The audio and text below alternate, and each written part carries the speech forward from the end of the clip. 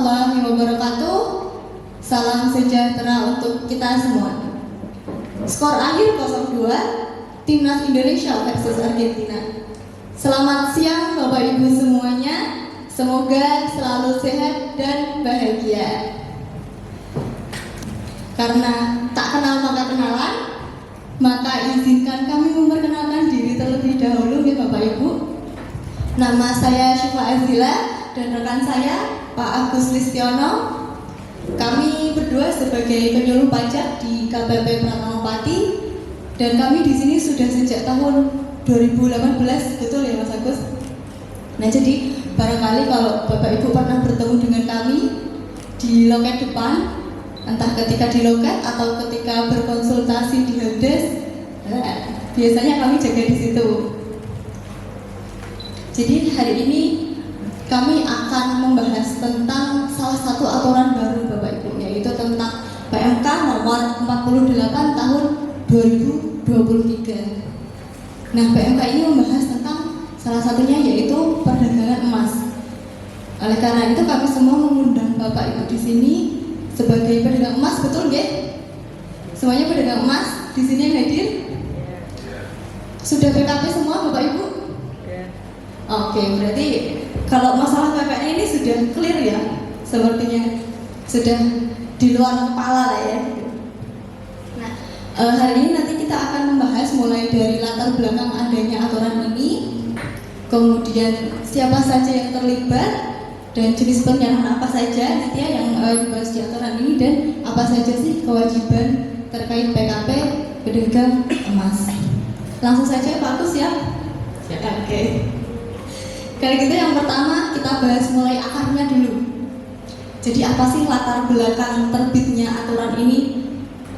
Monggo Pak. Terima kasih Mbak Siva. Jadi di aturan ini nanti akan ada beberapa bahasan gitu. Secara garis besarnya kita sebutnya aja nanti PMK-nya PMK tentang emas. Soalnya emasnya nanti yang dibahas ada banyak juga.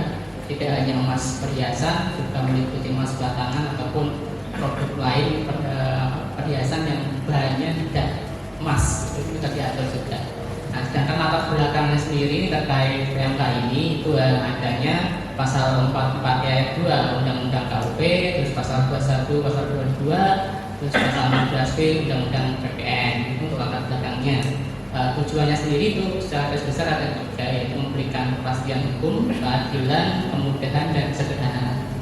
Selanjutnya adalah mengubah peraturan-peraturan yang lama yang sudah tidak selaras dengan aturan-aturan baru, terutama dengan terbitnya Undang-Undang HPP kemarin. Seperti di PMK 34 dan PMK 30 yang harus diperbaiki. Untuk tujuannya sendiri yang pertama pasti untuk kepastian hukum, jadi agar perdagangan emas ini ada payung hukumnya kita untuk memungut PPN. Sedang itu untuk keadilan juga nanti kan diatur juga di dalam PMK ini bahwa seluruh pengusaha emas, perdagangan emas sekarang harus PKP. Intinya kalau yang beli itu hanya untuk digunakan, misalnya untuk sebagai perhiasan, ya berarti untuk dipakai, itu berarti masuk kategori konsumen akhir. Tapi kalau istilahnya pembelian itu untuk bisnis, itu maksudnya bukan konsumen akhir. Misalnya toko menjual untuk toko juga, karena misalnya toko A itu stoknya habis membeli ke toko B, itu istilahnya bukan penjualan ke konsumen akhir, karena nanti toko B itu menjual kembali barang yang dibelinya tersebut. Seperti itu Mbak Siva. Oke, berarti intinya kalau pabrikan itu yang memproduksi, kalau pedagang itu yang melakukan jual beli, kemudian konsumen akhir itu yang menikmati ya, tanpa ada niatan untuk menjualkan lagi. Oke. Nah, di aturan ini nanti juga kan ada 4 jenis penyerahan ya, tadi seperti yang Pak Agus katakan. Ada yang terkait dengan emas perhiasan, ada yang terkait dengan emas batangan, kemudian selain emas perhiasan dan selain emas batangan, dan jasa terkait emas. Ketiga itu lah. Mungkin bisa dijelaskan kewajiban PPH dan PPN-nya? Ya, boleh. Yang pertama nanti kita ke penyerahan emas perhiasan. Pada dasarnya nanti PMK ini mengatur terkait perpajakannya ada 2 jenis pajak, yaitu PPN dan PPH, yaitu PPH pasal 22. Sebenarnya untuk aturan ini sebenarnya di aturan yang lama sudah ada terkait PPN, tapi kalau PPH-nya untuk emas perhiasan ini sesuatu hal yang baru. sebelumnya tidak diatur terkait PPh pasal 22-nya. Jadi kita bahas dulu emas perhiasan. Di emas perhiasan ini nanti akan ada dua jenis apa saja tadi, PPh dan PPN. Kita mulai dari PPN. Jadi kalau PPN ini nanti ketika kita melakukan penyerahan emas perhiasan itu akan terutang PPh 22 yang harus kita pungut dari konsumen. Nah, tapi nanti akan ada yang dikecualikan. Jadi tidak semua penyerahan emas yang kita lakukan, emas perhiasan dan hal ini itu kita wajib memungut PPh 22-nya. Nah, PPh 22-nya itu adalah sebesar 0,25% dari nilai penyerahannya tersebut. Nah, yang dikecualikan itu ada dua, yaitu pertama kepada konsumen akhir itu tidak perlu kita pungut PPh 22-nya. Yang kedua itu adalah kepada wajib pajak yang dikenai PPh final. Contohnya PPh pasal PP 55 tahun 2022 yaitu wajib pajak UMKM yang masih omsetnya di bawah 4,8 miliar atau wajib pajak yang telah memiliki SKP atau surat keterangan bebas pemungutan PPh pasal 22 itu juga tidak perlu kita pungut PPh pasal 22. Nah, kemungkinan yang terjadi di lapangan mungkin banyakkan kita ke konsumen akhir, makanya kita tidak perlu menerbitkan atau memungut PPh pasal 22-nya. Tapi tidak menutup kemungkinan kita bertransaksi, kita menyerahkan barang ke bukan konsumen akhir. Nah, kalau bukan ke konsumen akhir, nanti kita lihat dulu lawan transaksi kita, apakah dia termasuk WP UMKM yang juga 4,8 miliar dengan dia dapat menunjukkan surat keterangan dari kantor pajak ataupun dia punya surat keterangan bebas. Kalau dia memiliki kedua dokumen tersebut, surat keterangan PP 23 atau PP 55 ataupun surat keterangan bebas, itu juga kita tidak perlu memungut PPh pasal 22-nya. Nah, terus konsumen akhir ini meskipun nanti dibebaskan itu tidak perlu ada dokumennya. Jadi serta-merta ketika kita menyerahkan emas itu serta-merta tidak kita pungut PPh 22-nya. Beda lagi dengan konsepnya ketika wajib pajak yang kedua tadi, itu yang bukan konsumen akhir, itu harus dilandasi dengan dokumen, yaitu bisa jadi surat keterangan bebas ataupun surat keterangan PP 55 atau PP 23 terkait PP UMKM. Itu untuk PPh pasal 22-nya. Sedangkan untuk PPN-nya itu nanti terbagi dua lagi. Nanti ada PPN yang kategori PKP pabrikan, yaitu yang memproduksi barang, ada juga PKP pedagang. Kalau Bapak Ibu di sini mungkin lebih banyaknya PKP pedagang. Nah, terus untuk yang PKP pabrikan itu nanti juga ada dua tarif, yaitu 1,1% dan 1,65%. Ini adalah nilai tarif untuk PPN pabrikan. Ini lebih rendah daripada tarif yang sebelumnya. Kalau yang dulu itu 20% dulu untuk mengalihkan DPP-nya, menentukan DPP-nya, baru dikalikan tarif normal PPN. Dulu waktu sebelum 11% ya 2%, terus naik dari naik dari 11% ya jadi 2,2. Ini sekarang lebih rendah. Nah, 1,1% itu kapan digunakan oleh pabrikan, yaitu saat menjual emas perhiasan itu ya hasil produksi sendiri kepada pabrikan lainnya ataupun kepada pedagang emas. Itu kenanya adalah 1,1%. Tapi kalau dia dari pabrikan langsung menjual ke konsumen akhir, itu kena tarifnya 1,65%. Itu untuk PKP yang pabrikan. Nah, sedangkan untuk PKP pedagang emas bagaimana? Itu nanti ada 3 jenis tarif. Itu 1,1, 1,65 dan 0%. 1,1 itu untuk apa? Untuk penjualan barang perhiasan, emas perhiasan kepada konsumen akhir dalam hal emas yang dijual itu dulu waktu perolehannya dapat diketahui ada faktur pajaknya, jadi faktur pajak standarnya itu dikenakan 1,1%. Nah, yang kedua yang lebih tinggi ya 1,65% itu sama penyerahan emas kepada konsumen akhir, tapi kita waktu barang yang kita jual itu dulu waktu pembeliannya tidak dapat ditemukan faktur pajaknya. Faktur pajaknya itu kena tarifnya 1,65%. Terus yang terakhir 0% itu adalah penyerahan kembali kepada pabrikan. Misalnya setelah kita jual kembali ke pabrikan untuk diolah kembali menjadi emas perhiasan model baru misalnya seperti itu penyerahan tersebut dikenakan 0%. Nah, seperti itu tarif PPh maupun PPN terkait penyerahan emas perhiasan. Nah, selanjutnya nanti ada juga PPN atas penyerahan emas batangan. Jadi mungkin Bapak Ibu para pedagang emas bisa jadi selain menjual emas perhiasan juga ada emas batangan. Nah, nanti bagaimana pengenaan emas batangan nanti berbeda dengan PPN atas emas perhiasan. Ini juga ada dua jenis pajak, yaitu PPh 22 dan PPN. Kalau PPh 22 itu nanti sebenarnya di aturan yang lama sudah diatur untuk emas batangan itu dulu dikenakan tarifnya 0,45%. Cuma di aturan yang terbaru ini nanti kena tarifnya lebih rendah, yaitu 0,25%. Cuma nanti bedanya untuk PPh pasal 22 ini juga sama konsepnya seperti emas perhiasan tadi, itu ada yang dikecualikan. Sama, yaitu yang pertama kepada konsumen akhir itu dikecualikan dipungut PPh pasal 22, dan juga tadi wajib pajak yang dikenai PPh final maupun wajib pajak yang memiliki SKP atau surat keterangan bebas dari pemungutan PPh pasal 22, dan juga pada Bank Indonesia itu juga penyerahannya tidak perlu dipungut PPh 22, atau juga yang penyerahannya melalui pasar fisik emas digital sesuai dengan ketentuan mengenai perdagangan emas, perdagangan berjangka komoditi itu juga tidak perlu dipungut PPh pasal 22. Jadi pada dasarnya untuk PPh emas batangan ini kemungkinan juga tidak perlu kita pungut PPh pasal 22-nya, karena kemungkinan kita menjualnya ke konsumen akhir. Dan bagaimana untuk PPN-nya? Kalau untuk PPN-nya emas batangan itu sendiri nanti tidak ada pajaknya sebenarnya, cuma nanti istilahnya berbeda. Nah, sekedar informasi, dulu kalau di aturan sebelum undang-undang HPP yang lama, emas batangan itu termasuk objek yang tidak dikenakan PPN atau non BKP. Tapi di undang-undang HPP yang terbaru itu nanti emas perhiasan, emas batangan nanti dipisah menjadi dua bagian. Yang pertama emas batangan yang untuk kepentingan cadangan devisa negara, itu nanti masih kategorinya masih bukan BKP, jadi sama seperti sebelumnya.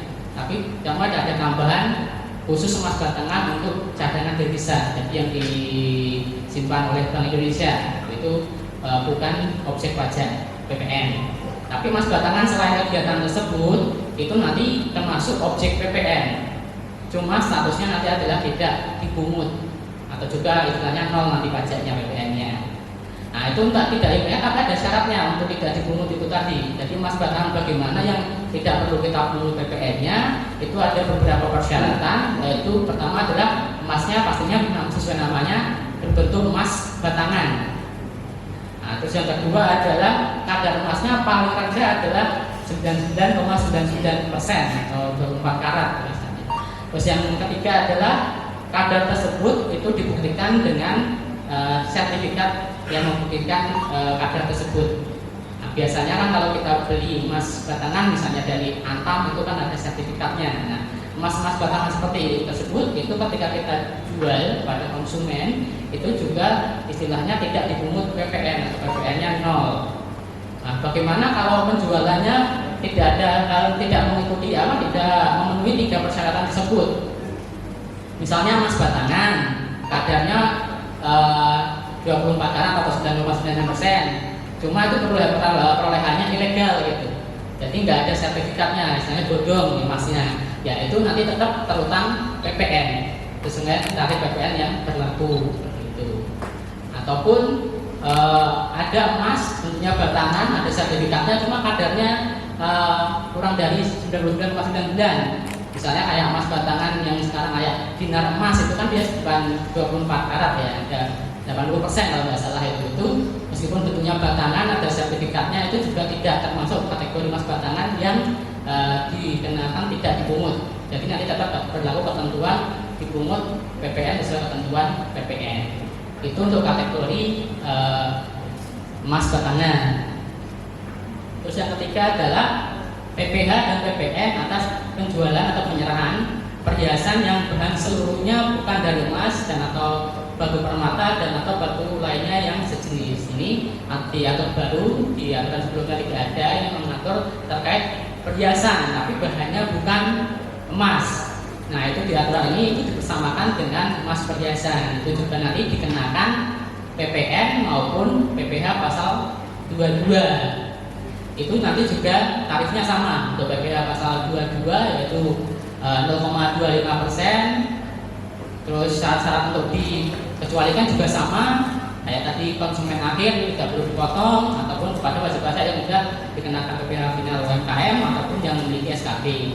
Terus PPN-nya juga sama, itu juga nanti dikenakan 1,1. Cuma kalau yang ini nanti tidak ada tarif lainnya, tarifnya hanya tunggal, yaitu 1,1 dari harga jual perhiasan yang bukan emas. Itu untuk tarif PPN maupun PPh perhiasan yang bahan seluruhnya bukan dari emas. Terus yang terakhir itu terkait bukan barang tapi jasa. Jadi dalam hal bisnis emas atau perhiasan emas itu ada juga jasa yang menyertainya. Misalnya ada jasa modifikasi, jasa perbaikan, jasa pelapisan, penyembuhan, pembersihan, dan jasa-jasa lainnya yang dimaksud dengan nama dan jasa sebagaimana dimaksud di atas. Intinya jasa-jasa yang terkait dengan proses bisnis emas ini. Itu juga termasuk jasa yang dikenakan pajak PPN dan maupun PPh. Nah, untuk PPN-nya itu tarifnya nanti tunggal, yaitu 1,1 dari nilai jasa tersebut. Misalnya Bapak Ibu pedagang emas, selain jualan emas juga memberikan jasa misalnya pelapisan emas untuk emas-emas yang sudah misalnya menurun kualitasnya, kita lapisi emas baru lagi. Nah, itu jasa, itu pemberian jasa, itu jasa tersebut juga dikenakan PPN. Itu tarifnya tunggal, yaitu 1,1%. Nah, terus untuk PPh-nya bagaimana? Untuk PPh-nya itu juga wajib memotong. Ada yang dipotong PPh 21, ada yang dipotong PPh pasal 22. 21 dalam hal yang menerima imbalannya adalah wajib pajak orang pribadi. Sedangkan PPh pasal 23 itu dalam hal perimana adalah badan. Jadi nanti ketentuannya dua hal tersebut terkait PPh-nya mengikuti ketentuan PPh 21 maupun PPh 23 yang sudah berlaku. Kalau PPh 21 ya nanti tarifnya adalah tarif pasal 17 dengan 5% dikali jasa yang diberikan. Sedangkan PPh pasal 23 itu jasanya adalah 2% dari jasa yang diberikan. Tapi PPh pasal 21 maupun 23 tersebut bisa jadi tidak dikenakan, yaitu bagi wajib pajak yang tadi sudah memiliki surat keterangan PPh final, dikenakan PPh final UMKM, yaitu di PP 23 maupun PP 55 tahun 2022 maupun 2018, ataupun juga sudah memiliki surat keterangan bebas baik PPh pasal 21 maupun PPh pasal 23. Itu terkait tentang jasa-jasa sehubungan dengan proses bisnis emas. Aspek pajaknya juga dua, PPh maupun PPN. Nah, ada lagi nanti jasa yang penyerahannya itu nanti ternyata bukan dalam bentuk uang. Misalnya kita ada jasa tadi, jasa pelapisan, jasa apa terkait penggunaan emas, itu tapi pembayaran imbalannya bukan uang. Jadi misalnya Bapak Ibu pedagang emas ini meminta suatu orang pribadi misalnya untuk menyepuh emas kembali seperti itu, tapi dibayarnya dengan natura. Natura itu bisa barang, bisa kenikmatan lainnya. Misalnya contohnya ini saya ganti dengan handphone misalnya seperti itu. Nanti kalau seperti itu nanti mengikuti ketentuan PPh pasal 21 ataupun PPh pasal 22 di Undang-Undang Perpajakan mengenai pemotongan terkait natura dan kenikmatan lainnya. Seperti hal ini sampai saat ini untuk kata PPh pasal 21 maupun 23 terkait natura itu memang belum diatur secara rinci. Nah, jadi saat ini nanti Bapak Ibu misalnya ada hal seperti itu ya nanti belum dipotong pajak dulu karena aturannya yang terkait natura itu sampai saat ini juga belum terbit. Seperti itu secara garis besar terkait aspek perpajakan dari proses bisnis emas, Mbak Siva. Oke, nah kalau misalnya nih, ternyata ketika kita belum mengetahui aturan ini ya misalnya, kita anggap saja semuanya kita potong 1,1%. Padahal ada yang penyerahannya itu tidak ada faktur pajak rekatnya. Nah itu bagaimana Pak Agus, bisa dilakukan penyesuaiankah atau seperti apa? Ya, nanti aturannya sendiri kan terkait emas ini yang tertentu itu kan berlaku sejak 1 Mei kemarin bulan lalu, yang nanti harus dilaporkan paling lambat akhir bulan ini. Itu sudah menggunakan tarif baru. Nah kemarin waktu Mei sudah ada aturan baru, kita masih bingung karena pakai 1,1 atau 1,65 gitu. Nanti misalnya ya udahlah pakai 1,1 dulu seperti itu. Ternyata setelah tahu aturannya, ternyata 1,1 hanya boleh untuk yang barang yang kita jual itu ada dasar faktur pajaknya waktu kita beli. Nah seperti itu nanti kita bisa melakukan pembetulan SPT, misalnya kalau sudah terlanjur melaporkan SPT-nya, ataupun sebaliknya sudah misalnya kemarin pakai 1,65 dulu, kita asumsinya nggak ada fakturnya semua, ternyata kita cari-cari ada ini. Nah, seperti itu juga nanti bisa dilakukan penyesuaian. Atas kelebihannya tersebut nanti bisa dipindah bukukan misalnya seperti itu. Jadi penyesuaian terkait hal tersebut masih bisa dilakukan dalam hal dulu kemarin kita masih melakukan kesalahan terkait penerapan tarifnya. Jadi jangan takut kemarin terlanjur salah, nanti tetap ada solusi terkait hal tersebut, atau bahkan masih pakai tarif yang lama yang 2,2 itu juga masih bisa dibenarkan seperti itu.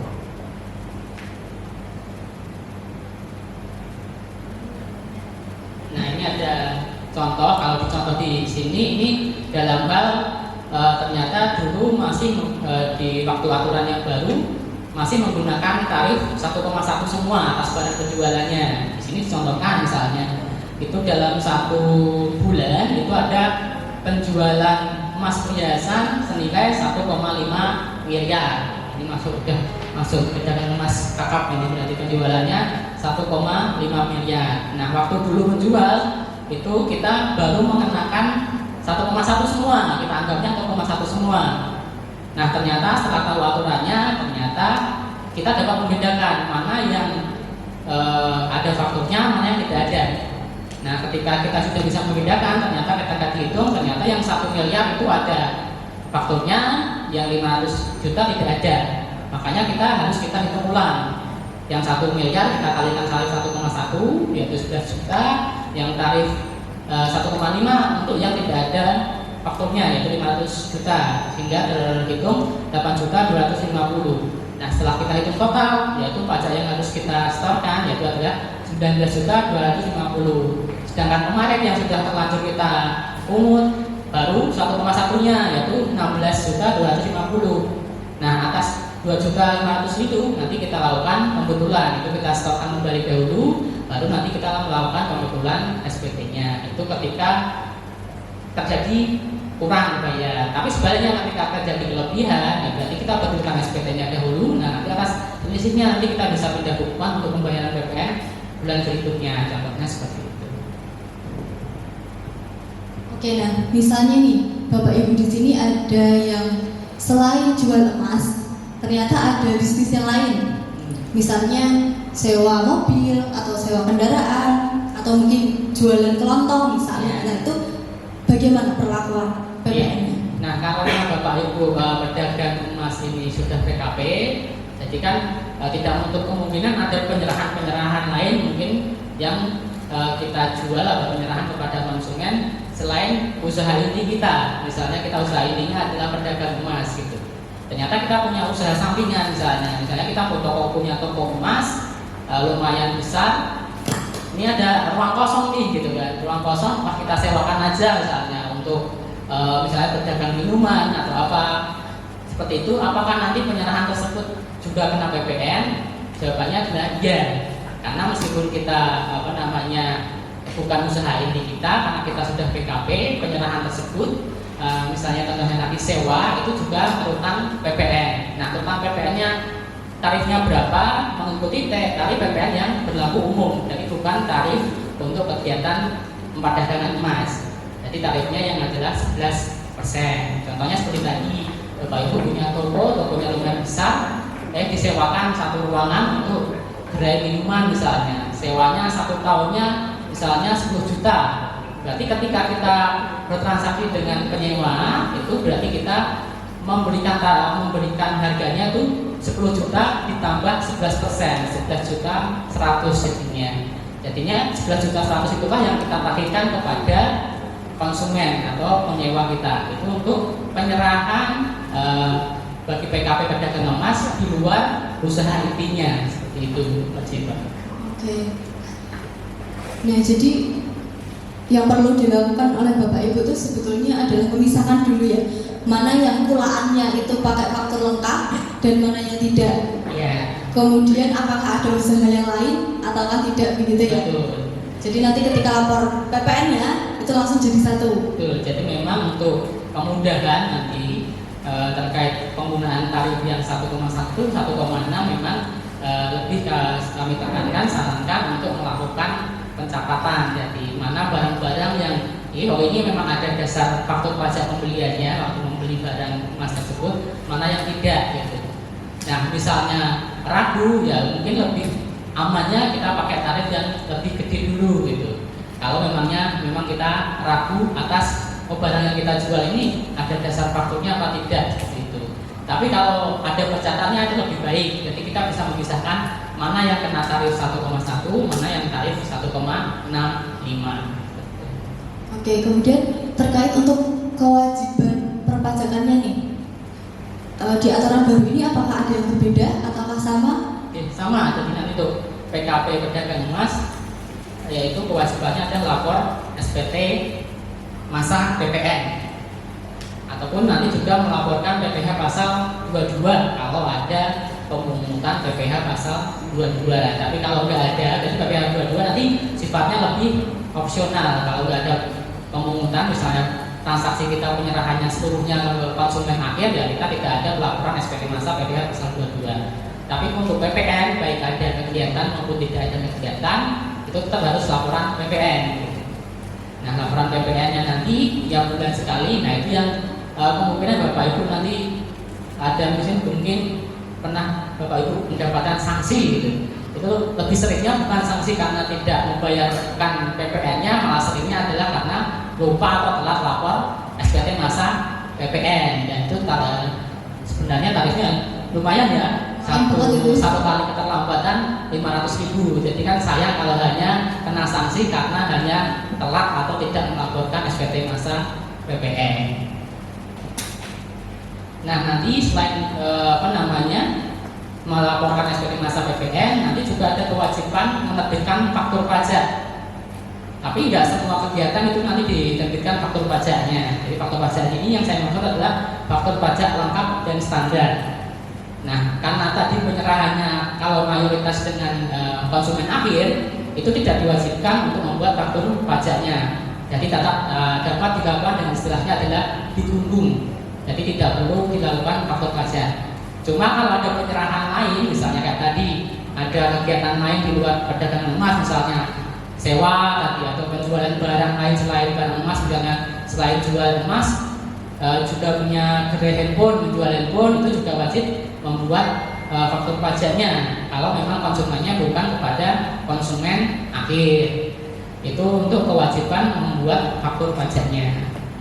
Nah, untuk faktur pajak ini sendiri nanti dibuatnya pakai aplikasi tersendiri yaitu aplikasi e-faktur. Nah, sedangkan pelaporannya nanti melalui media web berbasis web di online yaitu di web e-faktur.pajak.go.id.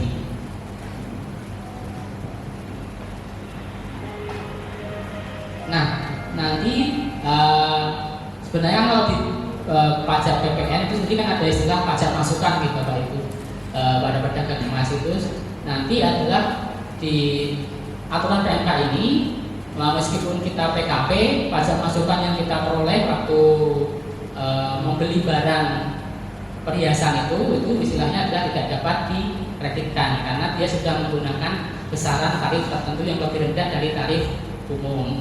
Tapi untuk kegiatan-kegiatan lain di luar perdagangan emas, misalnya kayak tadi kita ada jualan handphone juga, itu pajak masukannya tetap sesuai ketentuan boleh dikreditkan.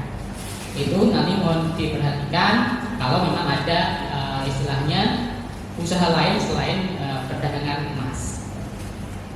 Kalau untuk yang selain emas tetap pakai tarif normal ya, karena Iya, kan tetap. pajak masukannya sudah diperhitungkan, betul ya Pak? Menggunakannya tetap tarif normal, tapi pajak masukan yang diperoleh waktu membeli barang tersebut boleh dikreditkan. Jadi tidak besaran tertentu ya. Betul.